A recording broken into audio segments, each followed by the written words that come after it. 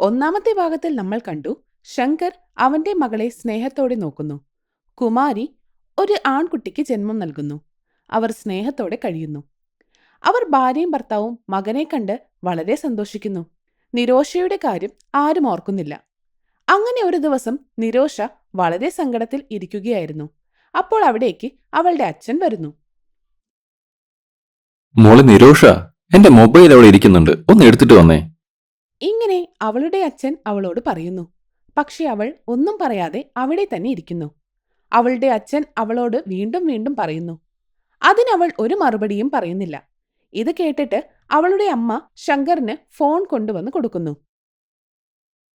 നീ എന്തിനാ ഫോണുമായി വന്നത്? ഞാൻ നിരോഷയല്ലേ വിളിച്ചത്.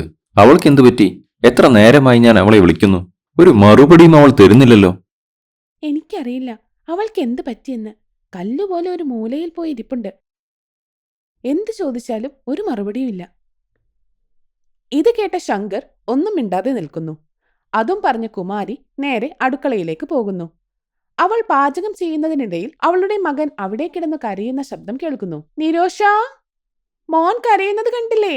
ആ പാലിന്റെ കുപ്പി ഒന്ന് എടുത്തു കൊടുത്തേ. ഇതിന് അവൾ ഒരു മറുപടിയും കൊടുക്കുന്നില്ല. അവൾ അനങ്ങാതെ അവിടെ തന്നെ എന്തോ ആലോചിച്ചിരിക്കുന്നു. അമ്മ ഇത്രയും വട്ടം വിളിച്ചിട്ടും അവളുടെ മറുപടി ഇല്ലാഞ്ഞിട്ട് കുമാരി വന്ന മകന് പാലിന്റെ കുപ്പി എടുത്തു കൊടുക്കുന്നു. എന്നിട്ട് ദേഷ്യത്തിൽ നിരോഷയുടെ നേരെ പോകുന്നു. നിനക്ക് എന്തു പറ്റി? ഞാൻ പറയുന്നതൊന്നും നീ കേൾക്കുന്നില്ലേ? നിനക്കെന്താ പ്രാന്ത് പിടിച്ചോ? ഇത് കേട്ടതും അവൾ കരഞ്ഞുകൊണ്ട് ഇങ്ങനെ ചോദിക്കുന്നു. അത് തന്നെ എനിക്കും ചോദിക്കാനുള്ളത്. വാവ വന്നതിന് ശേഷം അച്ഛനും അമ്മയും എന്നെ ശ്രദ്ധിക്കുന്നേയില്ല. നിങ്ങൾ രണ്ടുപേരും വാവയെ മാത്രമാണ് ശ്രദ്ധിക്കുന്നത്. എനിക്ക് മനസ്സിലാകുന്നില്ല നിങ്ങൾ എന്തിനാ എന്നെ അകറ്റി നിർത്തുന്നതെന്ന്. അങ്ങനെ പറഞ്ഞ് അവൾ ഉറക്കെ കരയുന്നു. അപ്പോൾ കുമാരി ഇങ്ങനെ പറയുന്നു. മോളെ, എന്തൊക്കെയാ നീ പറയുന്നത്? അങ്ങനെ പറഞ്ഞ കുമാരി നിരോഷയുടെ അടുത്തേക്ക് പോകുന്നു. അപ്പോൾ നിരോഷ അവിടെ നിന്ന് പെട്ടെന്ന് എണീറ്റ് പോകുന്നു. ആ സമയത്ത് ശങ്കർ അങ്ങോട്ട് വന്ന് ഇങ്ങനെ ചോദിക്കുന്നു. മോൾ എന്തിനാ കരഞ്ഞുകൊണ്ട് പോയത്? അവൾ പറയുന്നതേ നമ്മൾ അവളെ ശ്രദ്ധിക്കുന്നില്ല എന്നാണ്. അത് കേട്ടതും അവർ അതിനെപ്പറ്റി ചിന്തിക്കുന്നു. എന്നിട്ട് അവർ രണ്ടുപേരും ഇരുന്ന് പരസ്പരം ഇങ്ങനെ പറയുന്നു. ശരിയാണ്, മോൻ വന്നതിന് ശേഷം നമ്മൾ അവളെ ശ്രദ്ധിക്കുന്നത് കുറഞ്ഞിട്ടുണ്ട്. അത് നമുക്ക് തോന്നില്ല, പക്ഷെ മോൾക്കത് വലിയ വിഷമമായി കാണും. അവർ വിഷമിച്ച് അതിനെപ്പറ്റി ചിന്തിക്കുന്നു. വരൂ, നമുക്ക് മകളുടെ അടുത്ത് പോയി കുറച്ചു നേരം അവളോട് സംസാരിച്ചിട്ട് വരാം. അങ്ങനെ പറഞ്ഞ് അവർ അവളുടെ അടുത്തേക്ക് പോകുന്നു. അവൾ വിഷമിച്ച് ഒരു മൂലയിൽ ഇരിക്കുന്നുണ്ടാകും. അവളോട് അവർ ഇങ്ങനെ പറയുന്നു. മോളെ നിരോഷ, നീ ഞങ്ങളോട് ക്ഷമിക്കും മോളെ. മോൻ വന്നപ്പോ നിന്നെ ശ്രദ്ധിക്കുന്നില്ല എന്ന് തോന്നിയില്ലേ? അതിന് ഞങ്ങളോട് ക്ഷമിക്കും മോളെ.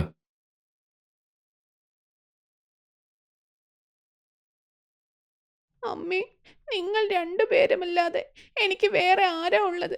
നിങ്ങൾ എന്നെ അകറ്റിയാൽ ഞാൻ എങ്ങനെ ജീവിക്കും? ഞാൻ വളരെ സങ്കടത്തിലാണമ്മേ. ഇങ്ങനെ പറഞ്ഞുകൊണ്ട് നിരോഷ കരഞ്ഞുകൊണ്ടിരിക്കുന്നു. അവർ രണ്ടുപേരും കൂടി നിരോഷയെ സമാധാനിപ്പിക്കുന്നു.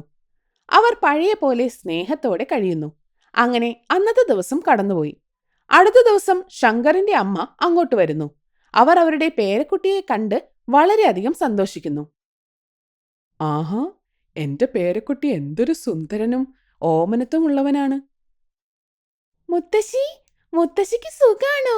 ഇതാ വെള്ളം, കുടിച്ചോളൂ. നീ ഇപ്പോഴും ഇവിടെ തന്നെയാണോ ഉള്ളത്? നീ എന്താ ഈ വീട് വിട്ടു പോകാൻ ഉദ്ദേശിക്കുന്നില്ലേ? ആ സംസാരം കേട്ട് വിഷമം തോന്നി നിരോഷ അവിടെ നിന്ന് പോകുന്നു. ശങ്കറിന്റെ അമ്മ ശങ്കറിന്റെ അടുത്ത് വന്ന് ഇങ്ങനെ പറയുന്നു. അതെ, നിനക്കിപ്പോ ഒരു ആൺകുട്ടി ഉണ്ടായിരിക്കുകയാണ്. നീ എന്തിനാ ഇപ്പോൾ ആ നിരോഷയെ ഇവിടെ തന്നെ നിർത്തുന്നത്? അവളെ വല്ല അനാഥാശ്രമത്തിലും കൊണ്ടുപോയി വിട്ടൂടെ? അമ്മ എന്താണ് ഈ പറയുന്നത്? നിരോഷ എന്റെ സ്വന്തം മകളെ പോലെ തന്നെയാണ്. എനിക്ക് ഡെങ്കിപ്പനി വന്നപ്പോ അവൾ എന്നെ എത്ര നന്നായിട്ടാണ് നോക്കിയത്. അവൾ ഇല്ലായിരുന്നെങ്കിൽ ഇപ്പൊ ഞാനിവിടെ നിൽക്കില്ലായിരുന്നു. അങ്ങനെയുള്ള എന്റെ മകളെ ഞാൻ എങ്ങനെ തള്ളിപ്പറയും? ശങ്കർ തന്റെ അമ്മയോട് ഇങ്ങനെ ദേഷ്യപ്പെടുന്നു. ഇതെല്ലാം കുമാരി കേട്ടുകൊണ്ടിരിക്കുകയായിരുന്നു. അവൾ അവളുടെ മനസ്സിൽ ഇങ്ങനെ ഓർക്കുന്നു. എന്റെ ഭർത്താവ് എത്ര നല്ല മനുഷ്യനാണ്. എന്റെ ദൈവമേ, ഇങ്ങനെയൊരു മനുഷ്യനെ കിട്ടിയതിൽ ഞാൻ വളരെയധികം സന്തോഷിക്കുന്നു. അവന്റെ അമ്മ അപ്പോൾ അവനോട് ഇങ്ങനെ പറയുന്നു. എന്നാൽ ശരി, ഞാനൊന്നും പറയുന്നില്ല. നിന്റെ മകൾ എന്നാൽ എന്റെ പേരക്കുട്ടി എന്നാണല്ലോ. അതുകൊണ്ട് ഞാൻ അവളെ കുറച്ചു ദിവസം എന്റെ കൂടെ കൊണ്ടുപോയി അവിടെ നിർത്താം. എന്തു പറയുന്നു? കുമാരിയോടൊന്ന് ചോദിച്ചിട്ട് പറയാം. അദ്ദേഹം ഈ കാര്യം കുമാരിയോട് പറയുന്നു. നോക്ക് ചേട്ടാ, നിങ്ങളുടെ സംസാരം മുഴുവൻ ഞാൻ കേട്ടു. നിങ്ങളുടെ അമ്മയ്ക്ക് അവളെ ഒട്ടും ഇഷ്ടമല്ല. ഈ അവസ്ഥയിൽ അവളെ അങ്ങോട്ട് വിട്ടാൽ അവളെ നല്ലോണം നോക്കിയില്ലെങ്കിലോ? ഈ സമയത്ത് എന്തിനാണ് മോളെ അങ്ങോട്ട് അയക്കുന്നത്? ഈ സംസാരം കേട്ട അമ്മായിയമ്മ അങ്ങോട്ടേക്ക് ചെല്ലുന്നു. മരുമോളെ, എന്റെ മകന്റെ മനസ്സിൽ എന്താണെന്നറിയാൻ വേണ്ടിയാ ഞാൻ അങ്ങനെ പറഞ്ഞത്. അല്ലാതെ മറ്റൊരർത്ഥവും അതിനില്ലായിരുന്നു. ഞാൻ തെറ്റായി ഒന്നും ഉദ്ദേശിച്ചില്ല. അമ്മായിയമ്മേ, എന്നോട് ക്ഷമിക്കൂ. ഞാൻ പെട്ടെന്ന് അങ്ങനെ തെറ്റിദ്ധരിച്ചു പോയതാണ്. നിങ്ങൾ അവളെ കൊണ്ടുപോയിക്കോളൂ. കുമാരി അമ്മായിയമ്മയോട് ഇങ്ങനെ പറയുന്നു. അമ്മായിയമ്മ വളരെ സന്തോഷത്തോടെ മോളോട് ഇങ്ങനെ ചോദിക്കുന്നു. മോളെ, എന്റെ കൂടെ നീ വരുമല്ലേ? അവൾ അപ്പോൾ തന്നെ ഇല്ല എന്ന് തലകൊണ്ട് ആംഗ്യം കാണിക്കുന്നു. നിർബന്ധിച്ച് അവളെ മുത്തശ്ശിയുടെ കൂടെ പറഞ്ഞുവിടുന്നു. അവർ രണ്ടുപേരും മുത്തശ്ശിയുടെ ഗ്രാമത്തിലേക്ക് പോകുന്നു. അങ്ങനെ കുറച്ചു ദിവസം കടന്നുപോകുന്നു. മുത്തശ്ശി നിരോഷയ്ക്ക് നരകം കാണിച്ചു കൊടുക്കുന്നു. നീ എന്റെ മകന്റെയും മരുമകളുടെയും നടുവിൽ വന്നിരിക്കുകയാണ്. ഒന്നില്ലെങ്കിൽ നീ വല്ല കുളത്തിലും ചാടി ചത്തോ, അല്ലെങ്കിൽ ഏതെങ്കിലും ആശ്രമത്തിൽ പോണമെന്ന് അവരോട് പറ. അത് കേട്ട നിരോഷ ഒരുപാട് സങ്കടപ്പെടുന്നു. എന്നിട്ട് ഇങ്ങനെ പറയുന്നു. എന്താ മുത്തശ്ശി, എന്തിനാ എന്നോട് ഇങ്ങനെ ചെയ്യുന്നത്? എന്നോട് എന്തിനാ ഇത്രയും ക്രൂരമായി പെരുമാറുന്നത്? എന്നെ എന്റെ വീട്ടിൽ കൊണ്ടുപോയി വിട്ടൂടെ? നിരോഷ അങ്ങനെ കരഞ്ഞുകൊണ്ടിരിക്കുന്നു. എന്നിട്ടും മുത്തശ്ശി അങ്ങനെ തന്നെ പറയുന്നു. നിനക്ക് 2 വഴിയാണുള്ളത്. അതിലേതെങ്കിലും ഒന്ന് നീ സ്വീകരിച്ചില്ലെങ്കിൽ നിന്നെ ഇതുപോലെ അടിക്കുകയും ഉപദ്രവിക്കുകയും ഒക്കെ ഞാൻ ചെയ്യും. അങ്ങനെ വളരെ ദേഷ്യത്തോടെ അവർ പറയുന്നു. നിരോഷ വളരെ സങ്കടത്തോടെ എന്തു ചെയ്യണമെന്നറിയാതെ നിൽക്കുന്നു. ഞാൻ വേണ്ടെന്ന് പറഞ്ഞിട്ടും എന്നെ ഇങ്ങോട്ട് പറഞ്ഞു വിട്ടു. ഇവിടെ ഞാൻ നരകത്തിലാണ്. ആരെങ്കിലും വരുമോ എന്നെ രക്ഷിക്കാൻ? അങ്ങനെ പറഞ്ഞ് അവൾ വല്ലാതെ വിഷമിച്ചിരിക്കുന്നു. എന്നിട്ടും അവൾ ഈ ക്രൂരതയൊക്കെ സഹിച്ച് അവിടെ നിൽക്കുന്നു. 2 ആഴ്ചയ്ക്ക് ശേഷം ഒരു ദിവസം ശങ്കറും കുമാരിയും സംസാരിച്ചു കൊണ്ടിരിക്കുകയായിരുന്നു. മോൾ പോയിട്ട് ഒരുപാട് ദിവസമായില്ലേ? എനിക്ക് അവളെ ഒന്ന് കാണാൻ തോന്നുന്നു. നമുക്ക് ഗ്രാമത്തിൽ പോയി അവളെ ഒന്ന് കണ്ടിട്ട് വന്നാലോ? അങ്ങനെ പറഞ്ഞ് അവർ രണ്ടാളും മോനെ എടുത്തുകൊണ്ട് മകളെ കാണാൻ ഗ്രാമത്തിലേക്ക് പോകുന്നു. അവരെ രണ്ടാളെയും കണ്ടപാടെ അവന്റെ അമ്മ പേടിച്ചു പോകുന്നു. അല്ല, ഇതെന്താ ഒരു മുന്നറിയിപ്പുമില്ലാതെ പെട്ടെന്ന് വന്നേ? നിങ്ങൾക്ക് സുഖം തന്നെയല്ലേ? അവർ ഞങ്ങൾക്ക് സുഖമാണെന്ന് പറയുന്നു. അത് കേട്ടപ്പോ ശങ്കരന്റെ അമ്മയ്ക്ക് സന്തോഷമാകുന്നു. അമ്മായിയമ്മേ, എന്റെ മോളെവിടെ? കളിക്കാൻ പുറത്തേക്ക് പോയതാ.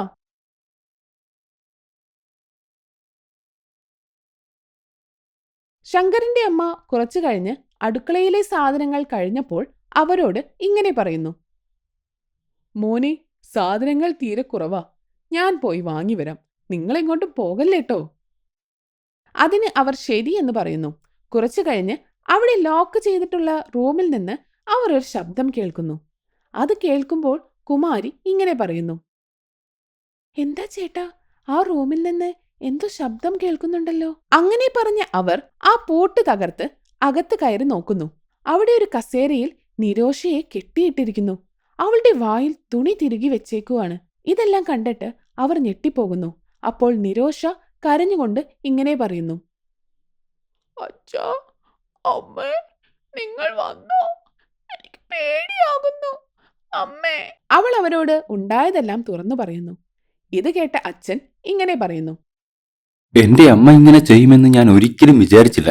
അവർ തിരിച്ചു വന്നാ ഞാൻ ഇത് ചോദിക്കുക തന്നെ ചെയ്യും.